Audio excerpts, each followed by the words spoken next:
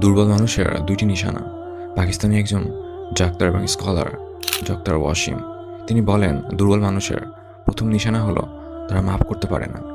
আপনি যদি তাদের সাথে বসেন তো তারা 5-10 বছর আগের কাহিনী টেনে তুলবে।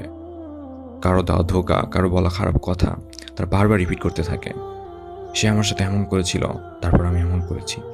তো এমন মানুষ অনেক দুর্বল হয়ে থাকে, কেননা এরা আগে যেতে পারে না। এরা তাদের নেগেটিভিটির সাথে পড়ে থাকে। তাদের সাথে থাকলে আপনি অনেক নেগেটিভ ফিল করবেন। তো কেয়ারফুল থাকবেন, কেননা মাপ করা অনেক বড় আমল। ক্ষমা যে চায় এবং ক্ষমা যে করে, উভয়ই অনেক বড় দিলের মানুষ হয়ে থাকে। তো যে ক্ষমা করতে পারে না সে অনেক দুর্বল মনের মানুষ হয়ে থাকে। দুর্বল মানুষের দ্বিতীয় নিশানা, নিজের ভুল কখনো স্বীকার করবে না। কখনো যদি এমন সিচুয়েশন আসে, দেখবেন সে ফুল জোর লাগাবে, নিজের ভুল অন্যের উপরে চাপাবে, কিন্তু নিজে কখনো স্বীকার করবে না। তো এমন মানুষ অনেক দুর্বল হয়ে থাকে, আর এরা আগে গ্রো করতে পারে না। যে মানুষ ভুল করে আর সাথে সাথে এসে বলে আমার ভুল হয়েছে, সে অনেক আগে যাবে এবং আল্লাহ তাকে ভালোবাসেন।